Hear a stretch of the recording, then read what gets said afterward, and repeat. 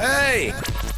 This is JJ and Alex. I made a name for myself, I told you I won't be denied. As you wrap up your day, it's time to get your fix of the teams you live for and the sports you love. This is JJ and Alex, presented by G2G Bars on 97.5, the KSL Sports Zone.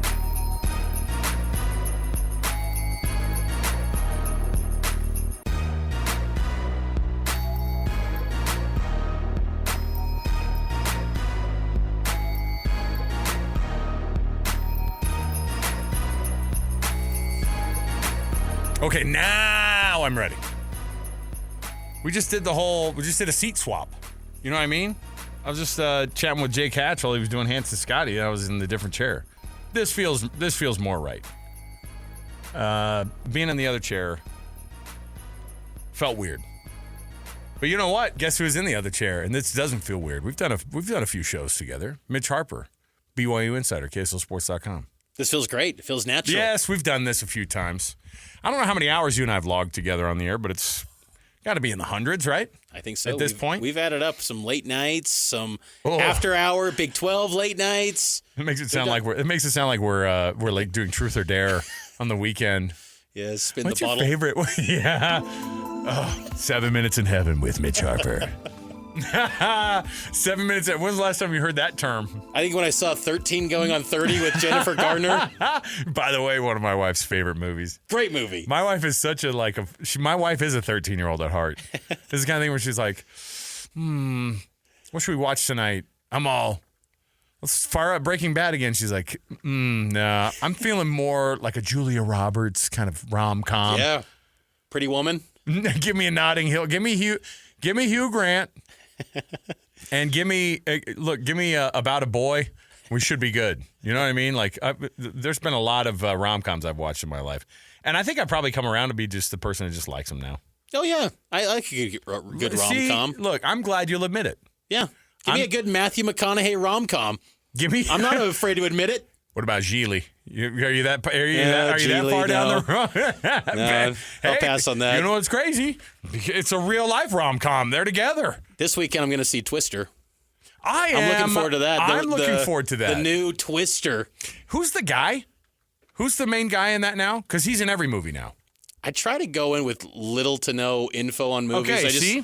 I don't want to know too much. I'm not that person that wants to know much. I just want to go in and know the title and see. So I haven't dove in much of the cast, but Jeremy's all Glenn Powell. I did go to IMDb first. Yeah.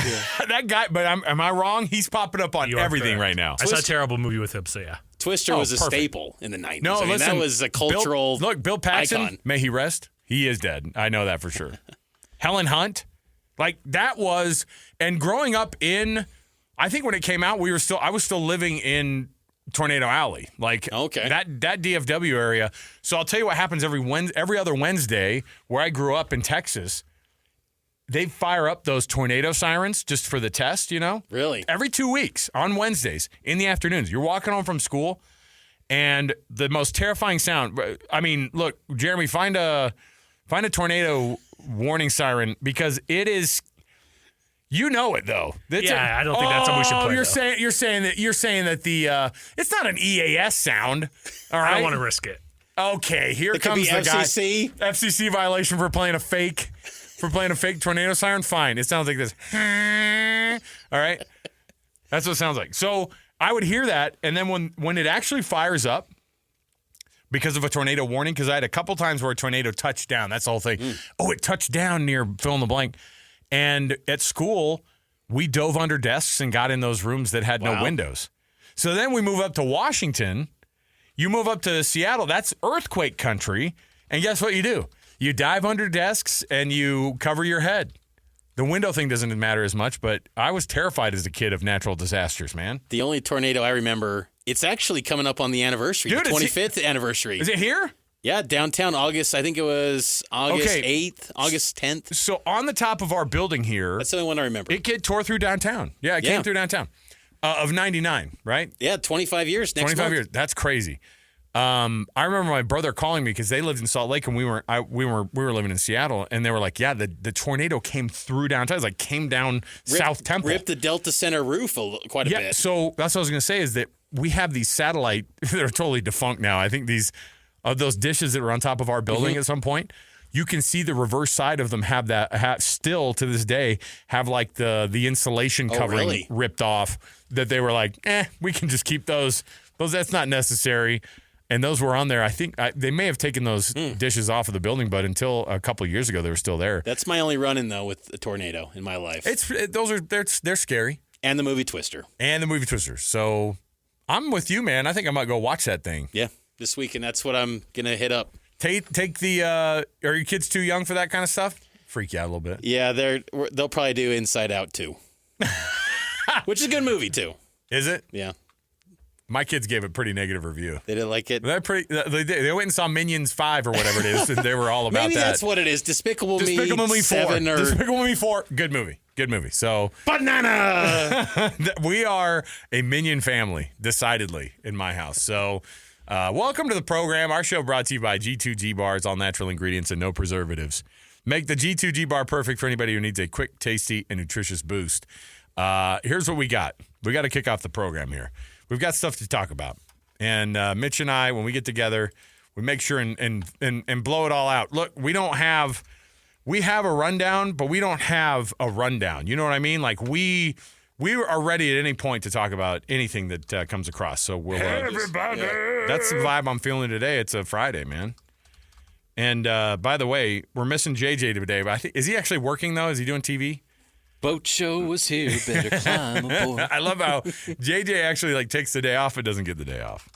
That's just the world that we live in. That now. reminds me that drop of there's always a pressure coming into this show because I feel like I have to bring something to a sponsor like, hey, Doug. I gotta recreate some classic commercial. You want a slide classic? Yeah. You'll enjoy it. Oh, yes. I actually love the promise of BYU basketball. Listen to that. A sly drop where he is fantasizing about BYU basketball, if I can put it like that. That's peak Sly. He's never been to that level, and he'll never be there again. Because there's no way you're going to get him to. Because as soon as he said it, and then Jeremy's like, save. hey, Sly. He goes and does it. All right, let's kick the program off as we always do at the cut. We'll jump in right here. Let's chat about what your expectations for this Jazz team are going to be in the short term, and we'll temper those. Whatever your thoughts are, don't be that guy or gal who thinks that this team is going to overperform next year. Maybe they do, but you know what? The overproducing on this number might be a wild thing to ask for. So we'll jump in right here with the cut, top of the hour. Let's do it. It's time for the biggest story of the day. This is what made the cut with JJ and Alex on 97.5, the KSL Sports Zone. Basketball, gimme the ball because I'm gonna dunk it! Ah, yes, Ted Lasso. Before he was Ted Lasso. Jason Sudeikis as John Tesh. One of his best roles. Sudeikis was one of the most underrated SNL cast members. I love my era that I grew up with. Your Farleys, your Sandlers, your Schneiders, your Phil Hartmans. Chris Rock. You can't beat that. I think it is. They say that usually you go to whatever the SNL cast was when you were in high school, which was that one for me. Yeah, Phil Hartman. He was great on News Radio. Oh my gosh, when you watch News Radio now, Jim James, the PD, you don't even know what a PD is back then. You know what a program director is, but now if you go back and watch News Radio, you're like, oh my gosh, this is too close to reality. They had too many good consultants on this. Who's the Joe Rogan of that program? It's probably Christian Esparza, our producer here during the days. It's too closely related. That's very true. Jim James is Kevin LaRue. Right? At KSL. That's a little look. That SNL era was great, though. That was but Sudeikis was phenomenal. Yes. Kristen Wiig, phenomenal. Cicely Strong, is that her name? I love that lady. Mm-hmm. She's hilarious. Liz Lemon can't beat her. Liz Lemon. All right. Was she better on SNL? Was Tina Fey better on SNL or 30 Rock? SNL. 30 Rock Because is the right she had answer. the- Is She dead wrong. Ted She had Lasso was on the- 30 Rock. She had the impression Oh, yeah. of who was it? The governor in Alaska. Oh, Palin. Yeah, Susan Palin. Was Susan Palin? I think it was Sarah Palin. Oh, Sarah Palin. Yeah. Susan Palin's her weird sister. Okay, that's what it was. But that's Tina Fey. Oh, It was yeah. peak in SNL. Amy to me. Poehler, same Yes. thing. Same thing. I love the Will Ferrell era. Oh of yeah. SNL. Again, that's probably more your high school era. It was hot in there. The hot tub, Kool-Aid. the magical waters of the hot tub. Yeah, no, classic. I'm telling you though, if you're one of those people that grabs onto the SNL cast now, God bless you. I don't know any of those cats anymore, but yeah, they put out some funny stuff periodically. Here we go. The NBA projected win totals are out, and they are definitive. I don't know if they're dead wrong or how we're supposed to think about this. The thing is that these are the over. This isn't Vegas's over under, because if you look at it, I don't know what the Vegas numbers are. If we even have those already, Jeremy would be able to tell me because he's a degenerate gambler. But Actually, Mitch told me today. speaking of guys who have problems, so what's the Vegas number on the Jazz then? Do we know a Vegas number on the Jazz? We got 28.5. Okay, so the Jazz are at 28.5. The Wizards have the lowest win. Or no, not the lowest. But let me see. The lowest are you got the Nets that are at 19.5. That's the lowest. 19.5 for the Nets. How is Detroit? How are the Pistons still? How are they able to be ahead of? That's a sad thing. They're just ahead of the Jazz, or behind, I guess you want to say.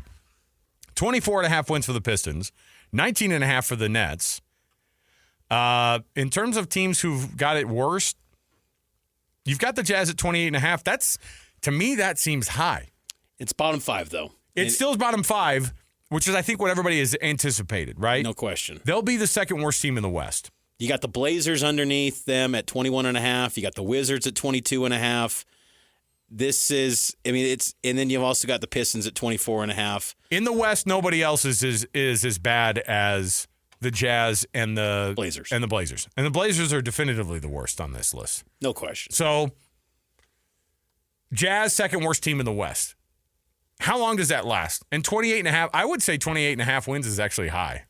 In my mind, it's a little bit high. I feel like they're going to be, I think you need to put your sights more along the lines of that 24, 25 wins. I think that's when you see that number, it just Shocking. it's shocking, but I think it also says that you probably need to definitely move from Markkanen, I would think. I mean, unless you stay patient, of course. You don't just make a deal, but 28.5 still year 3 with Markkanen, and he's a heck of a player. He's an all-star player, and he's going to be he's an outstanding piece for an organization. He's great for the Jazz, but I think you continue to field those calls as long as possible because to me, you want to get into that range where the Blazers and the Nets are. There's no guarantees that, being the worst team in the league is going to get you the number 1 pick. In the Jazz, it's well documented their issues with the lottery and how they just never have the balls break their way. I thought you were going to go somewhere else with that comment. Yes. Were you? I was like, we got a gutsy Mitch today. Hey, you called it a Freaky Friday? Before you said break their way, it got weird. Yeah, I got you, though. But they never have the lottery No, I know. ping pong balls. When you say their go way. issue with the lottery, the reality is you just can't rely on it. That's how the league set the it up. Pistons were terrible. Like, what'd they lose? They had a record for losing streak, and they ended up with the 5th pick. Lost 28 in a row at one point. But to me, you'd rather be in the top 5 picks than be 7 to 10. And this is a deeper draft next summer, and it's not fun to be talking about the next year's draft June when you still got an NBA season 3 months away. But, it's not fun. But that's just kind of the state you're in.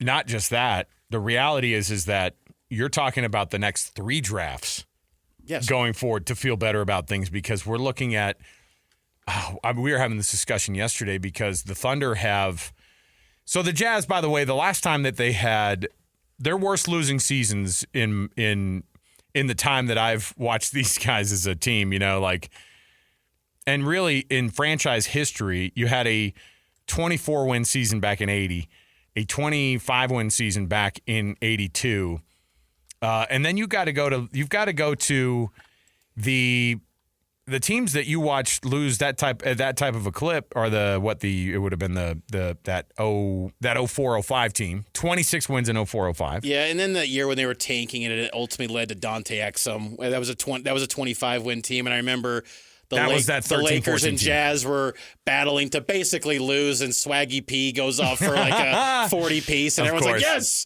because we're going to tank for Dante Exum. Right. And they got him. And that's led to much ado about nothing, but still. That's what I was going to say. The last time the Jazz, quote-unquote, tanked, which is not many times in their history. No. Tyrone Corbin ends up losing his job.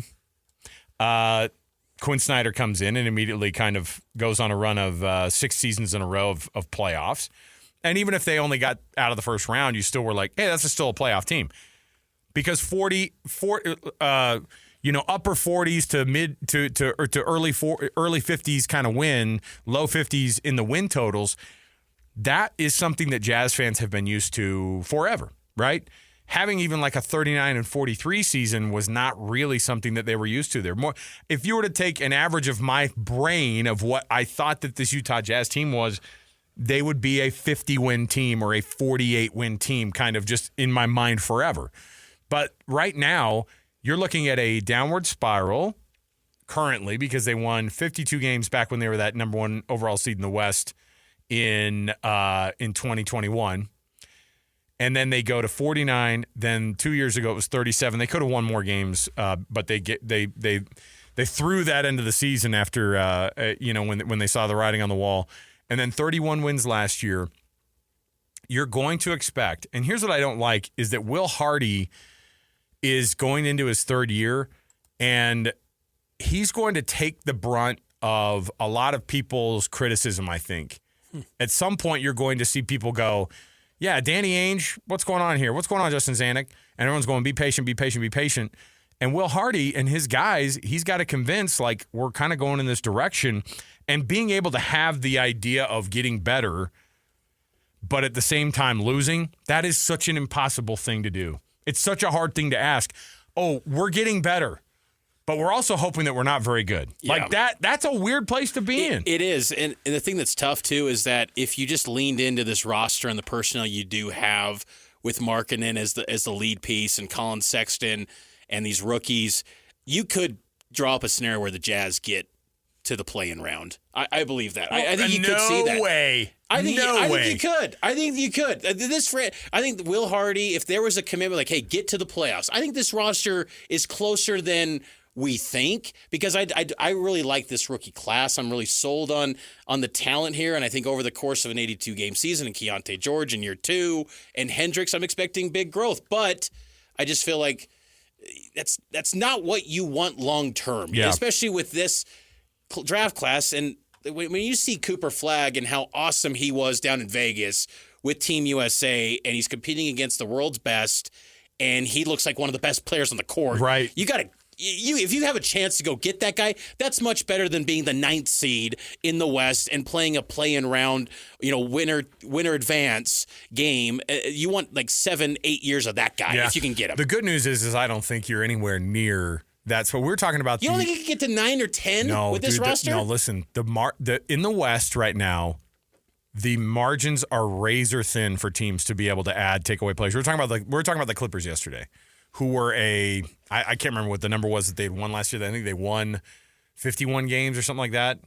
I'll have to look, but the Clippers now it's bothering me. I guess what gives me maybe a feeling that they could, if they made a push to go into the play-in round, is just the first halves of each of these past 2 seasons. It's been promising. Where they started out strong 2 years ago. We know all that. Last year was at times like they started slow, but it was picking up, and then of course imploded at the trade deadline. I think if you went a whole 82-game season where you're not making a trade deadline unload, where you're clearly saying now it's tank time, I think this team could be good enough to get to that 9 or 10 seed. And it's also an indictment to me of these rookies. I think is one of the best rookie classes I've ever seen the Jazz put together. And I feel like the value that they got at their picks, these guys are going to be instant difference makers to where they're going to have some nights where they could be, having some significant performances where they can win a game. And I think Cody Williams has been brilliant in Summer League. So far, Cody Williams is the most impressive. I thought it was going to be more of a turnkey situation with Flip, which I think he's, he's from an NBA body standpoint, he's there, but he's going to take some time to get a little tougher. The good news is they're not going to ask him to guard the rim like they've been kind of doing during Summer League. He's like under the hoop, and they're like, this is not the place they want this guy to live. But he's the 7-footer on the court for him. But speaking of the Clippers, we're talking about the razor thin margins that you have, and the Clippers were 51-31 last year. Okay, they lose Paul George, and his wins against replacement are at, and this is more of a baseball thing, but they say, look, I mean, this is what they'll say. Look, if they lose out on. If Paul George isn't on that Clippers team, they'll likely lose 5.5 or 6 games more. So you're talking about taking 6 of those wins away. You're talking about being a 45-win team. A 45-win team in the Western playoffs last year gets you at that 10 spot. Yeah. That's the razor edge that you're at if you are the Jazz. And you're asking that Jazz team to – I think that these rookies could be good, but we actually have no freaking clue. I don't know. It's a projection. And it's who filling. knows? Who knows? The Taylor Hendricks thing, are we going to be doing this for the next couple of years where you go, I think he's coming along here. I don't know how long. I don't know when he ends up being court ready, like an every night thing. Because he did get, he got some starts last year, but it was partly because they were we're willing to lose some of these ball games. And with him, Bryce Sensabaugh, we still haven't seen the version of Bryce Sensabaugh that they want him to be as well, but they're going to add minutes to that to him. And I don't want to lean on the 6 guys that they just got in the last 2 drafts. Sure.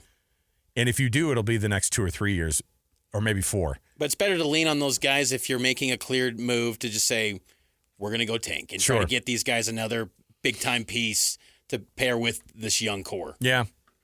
I wonder, because the West is so freaking good, and competitive, and whether or not it's good or not is not necessarily what I'm saying. It's competitive, and it's so much more stacked than the East is.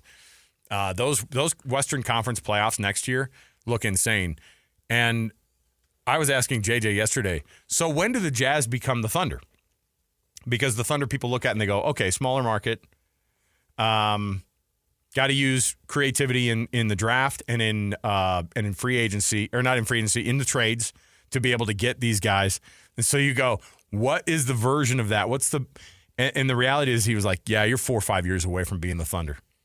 And that's a tough thing. That's a tough pill to swallow. Now the Thunder went from being kind of that 6-7 team, one of the worst, to a 6-7 seed, to a number 1 overall seed a number 1 seed in the West. And used the load of assets to build it up. But still, number 1 seed and had a second-round exit to...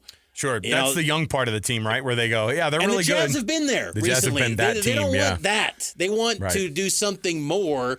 So I think there's greater aspirations than what the Thunder achieved, because they had that in place with, coming out of the COVID year in 2021. They had that. They experienced that, and that wasn't long-term going to be enough. They want something greater, and I think that's why just accumulating these picks and, trying to hit and find that generational superstar, that's got to be the goal. And I think, Cooper Flagg, man, he screams that. And then a couple years from now, maybe AJ DeBansa, who's down at Utah Prep of all places.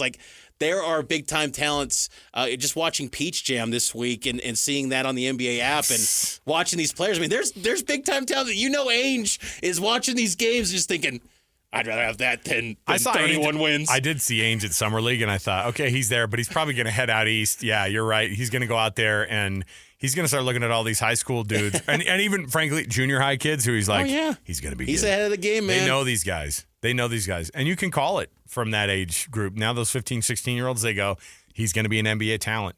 It's an insane thing that they're able to actually handicap now. All right, stay with us, 97.5 The KSL Sports Zone. For the best coverage of the Jazz, Utes, and Cougars is right here on The Zone.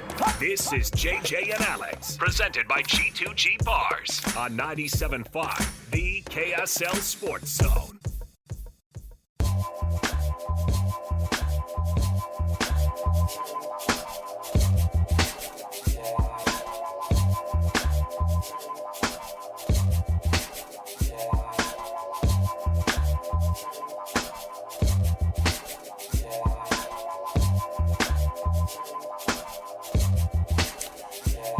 everybody. Welcome back.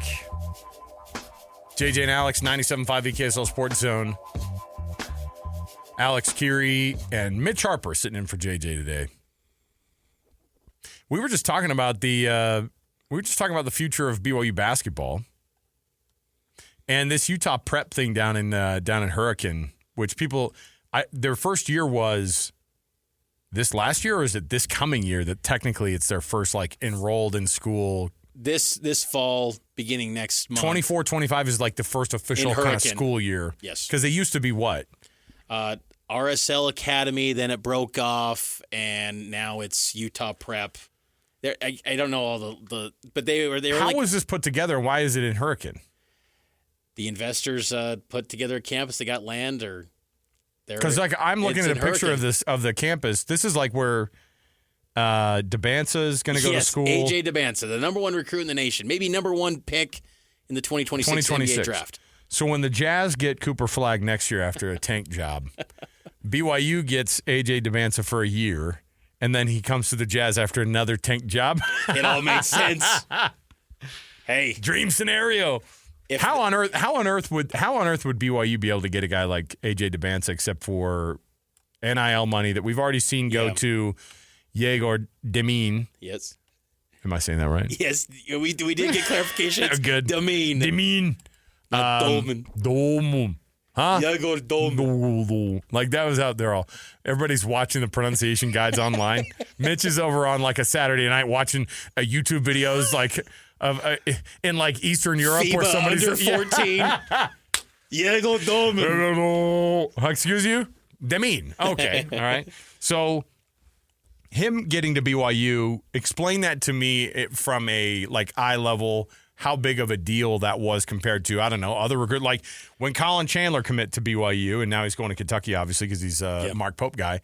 But when he committed to BYU, that was a big time deal because he was the number one recruit in Utah.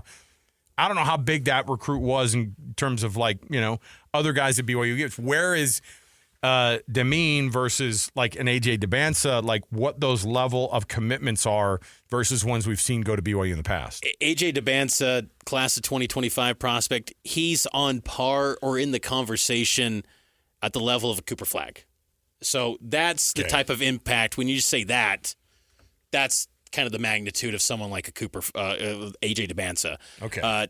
Yegor Demin, he is one of probably the most heralded recruit BYU's ever signed in terms of he steps into the program and will instantly be viewed as a lottery pick, maybe top 7, top 10 in a loaded NBA draft class next year. We'll see how it plays out because I think at a place like BYU, you have to win still. You can't just be a 14-win team at BYU and the scouts will say that's enough to say he's a top 5 pick. Maybe. I think the NBA sometimes already knows who they're going to pick years in advance, and it's going to be really hard to alter their projections and thoughts on prospects. But Yegor is viewed in high regard, and if he is a one and done, we'll see. He could be, a lottery pick next year in one of the most loaded NBA draft classes. And they got Cannon Catchings, who is the highest rated high school recruit BYU has signed in the 21st century. Previously, it was Colin Chandler. He held that distinction, but now it's Cannon Catchings, who comes from Purdue, and some mock drafts for 2025 in the NBA view him as a late first-round pick. So Kevin Young and this BYU basketball program, they've kind of got the best of all worlds where they have experience with Dallin Hall, Trevin Knell, and then they've also got these NBA, high upside prospects. They've got some impact freshmen with Elijah Crawford, top 100 recruit at the point guard spot to back up Dallin Hall. And they got some specialists like Mawat Mag from Rutgers, who's going to be a defensive guy. And then Keba Keita, a rim rolling 5 for BYU, who just off the charts vertical jump and some of their NBA combine testing. BYU's got a really good roster. It's the best roster I've seen in my lifetime that BYU basketball has assembled on paper, and now they got to see what actually plays out on the court when they get things going here in about 3.5 months. Is Wasatch Academy still a thing? Yes, out in Mount Pleasant. They've got like Isaiah Harwell, who's a 2025 5-star. He's got some big-time programs going after him. So they have some heralded guys as well. But Utah Prep probably taking a lot of the clout because whatever they're doing to get an AJ DeBanza who was in California this past year. Mm-hmm. I mean, that is the best prospect in the country, consensus, number one, and BYU squarely in the mix. He took an unofficial to BYU a couple weeks back or last month, I believe, and BYU's in the conversation. They want to get him to an official visit because signing day for basketball is coming up in November. There's also the one in April. But, he told me in an interview here with KSL Sports that he wants to cut down his list after Peach Jam, which is taking place this week. And so we'll see what his list looks like. But I got to imagine BYU's going to maybe be in that conversation, I would think. I know that I was trying to figure out where this was. It was actually the Utah Prospects, which is another. That's an AAU team. That's an AAU team. That's the club team. And they just won. They just won a huge national. Yeah, and down in South Carolina tournament. They've got some really talented players. A bunch of them with BYU offers. Chamberlain Burgess. Yes. I'm trying to think who else was on that real. I mean, that Utah Prospects. That was Brody Kozlowski was on that. Yes. Was on that team at one point. So this is a high level of basketball that Utah's pumping out right now. It's wild. And I think it kind of ties back to when you think about people like Ryan Smith with the Jazz and how the vision of sports being big time. And I feel like that message is getting across to, I think, a lot of people in this market where no longer is it this pesky underdog fighting for respect. Because I think Utah sports fan, for all the teams, there's always been like, no one gives us respect. Well, let's just go out and put our resources together and just put out the best product possible. And I think people are turning heads and going, man, what's BYU basketball doing? What's Utah Prep? They're getting the number one prospect. Oh, Utah's got a hockey team on a short notice. They're coming together in like a 3-month period. They've got an NHL team. This market's a big-time sports market. Let me throw out something wild. This is where we're at with college sports. College sports, and specifically BYU basketball, in an era which it's never been in, which is the amount of money they're offering to guys to come in NIL to be able to commit in that way. There will be guys on this roster making more money than the starting lines for this Utah hockey club. That's very possible. On the BYU basketball team, this is where we're at in college athletics right now. Yeah, even Tom Holmoe a few months back at the Big 12 meetings, he kind of tongue-in-cheek was like, when I asked him specifically about the resources being committed to basketball, he's like, I'm not going to get into the coach's salaries or now even the players' salaries. And he was almost like laughing, but he even knows big money's being thrown around. And I think Kevin Young, they knew when they got Kevin Young that they had to give him the autonomy and really give him a lot of yeses because he didn't need to come to BYU. But this is an easier game to play in basketball. That's part of the thing is that you can play this game a little bit more easily because the rosters are small. You can have immediate impact with one or two guys. This is the part I think BYU football fans need to be a little bit nervous about because even if there is a bunch of money thrown at the program, which a lot of people are like, where's that? Yeah. Hey, Ryan Smith, are you going to carve out a budget next year for the BYU football team? It's like there needs to be a commitment from somebody like in that sense, and people are wanting to see if that's going to be the case because I'm trying to help people understand, like, you don't turn a football team around like you can turn a basketball team around. No question. I mean, because getting Yegor Demine or getting AJ DeBanza potentially – that's program altering. Yeah. And that might be worth every penny spent. Whereas you spend the only thing that I would say in football that I believe is the position, I've always believed this, is the quarterback spot. I just feel like that is the spot to me where if you're going to throw the big money, commit some resources, that's the position. Why don't you just follow the same model that they do just go on full on what they do in the NFL? It's like this. Okay, what are the highest paid positions? What's the franchise tag for the positions here? Then that's your priority for what you should get to. Quarterback, D end, left tackle. Yes, and then cornerback. Yeah, I'd probably go those 4 spots. Everywhere else, if you produce on the field, you're going to have opportunities, but those 4 positions, you maybe maximize your NIL opportunities in those spots. I think you're going to have those can have, to me, the biggest impacts in the short term on a program. I mean, we were at Big 12 Media Day last week, and I see KJ Jefferson walk around. I'm like, why didn't BYU go and throw some big money at that guy? Like, that guy could have made you feel a lot better about this season if you had that dude. Even though he's got his flaws too. Oh, yeah. I have UCF, to hear. Who were we talking to? I can't remember who we were talking with yesterday, or one of these guys who cover the Big 12 and for one of these teams, and they were like, "Oh, KJ Jefferson, he matches up real well with the Gus Malzahn offense." And I was like, "What are we talking about? Like, we don't know until sure." I mean, last year KJ Jefferson fell off the map, compared to where he had been. And, that's a guy who basically got Elisa Tuiaki fired. It could be Keenan Slovis.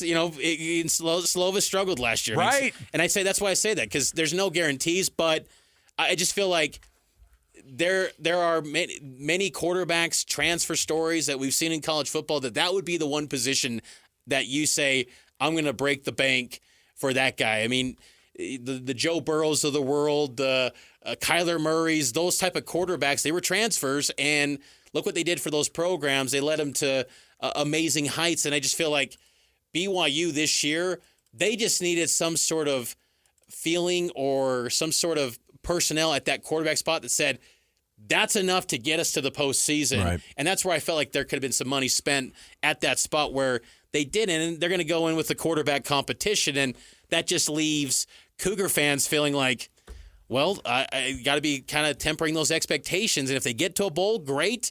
Anything more than that, that would be jumping for joy. But quarterback to me is that spot where you'd say, I'm going to break the bank in football. All right. We'll take the break here. We'll come back. We've got more right around the corner. Stay with us. Mitch Harper joining me today in place of JJ. Your life moves fast. Quantum Fiber Internet is faster. Move up to tomorrow's speed today.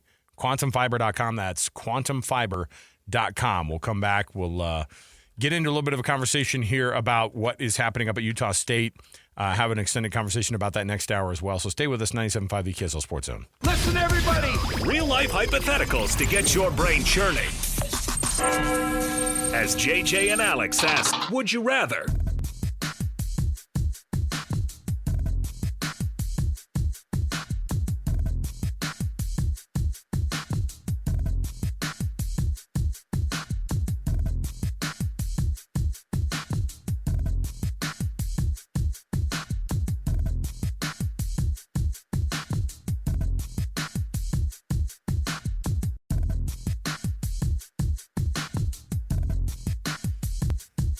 All right, would you rather? Goes like this. First of all, welcome back to the program. Alex Curie, Mitch Harper sitting in for Jeremiah Jensen today.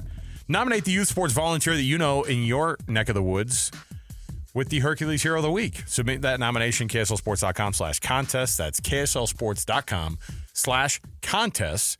And you can get yourself a friend or a colleague or a neighbor or that youth sports volunteer in your neighborhood that does a phenomenal job and just goes under the radar, which is so many of the people who work in these jobs, And I say work in these jobs, a lot of times it's not a job. It's just a volunteer situation.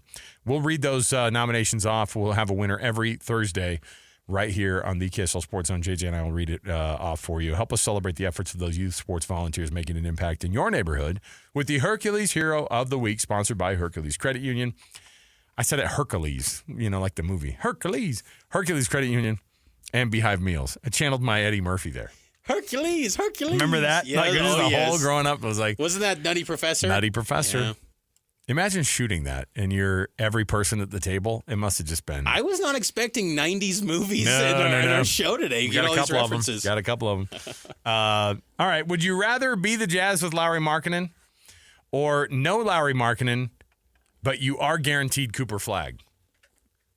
I'm taking Flagg. If it's a guarantee, absolutely I'm taking Flagg. And I love Lauri Markkanen. I think that guy, it would be amazing to have the best option would be have them both, right? Why not both? Like that little kid gif, which is like, why not both? But I take Flagg just because that's the type of player that it's like Wemby. Not the size, the body type, but he is that type of. He will be viewed in that same regard where he comes in a franchise, an instant impact where you're feeling like this is going to put them on a path to ascending eventually to a title. And I think that's the feeling and the path you want to eventually drop, but you got to get a player like Flagg to make that trajectory happen. So that's the route I would want. This just popped up on the screen again. the EuroLeague champs, Panathinaikos. Panathinaikos. As someone who proudly covered Panathinaikos for a whole summer with Jimmer. Oh, that's right. I forgot. I know my EuroLeague very well. Panathinaikos' head coach said, "Hey, Celtics, you're not the world champs. So win a legitimate world title by beating the EuroLeague champs or just a regular NBA, run-of-the-mill NBA title." I love that idea. EuroLeague champs versus the NBA champs for a three-game series. I love how he's like, "Come over here and beat us." And I'm like, no, I think if you're going to play him, you got to come over there. Yeah, you got to come to the States, buddy. You can't make that request and then say, come to Greece. Yeah, that was a busy summer covering Panathinaikos with Jimmer. Panathinaikos. Gosh. I was at Jimmer. By the way, I was at the Sports Bash also last Friday. Did you see the Jimmer Shanghai Sharks jersey that was there and it was signed? I can't wait. Like, dude. It's going to be, 2035, and I'm going to be writing up content on KSL Sports about Jimmer and a steak basketball tournament that's covered on our KSL Sports streams. He shows up at your steak center with his gold medal on. He's going to get the white shirt with that little shield of like all the athletes as champions. Yeah. He's going to get that as his reward. I saw that. I saw one of those. I saw somebody was wearing around one of those like city softball champions. I was like, dial it back. I'm going to be writing about Jimmer the rest of my life. I guarantee it. And he's just one of those athletes. The only reason you say that is because you know it gets clicks, brother. You know it gets clicks. People love the Jimmer, man. I know. They do.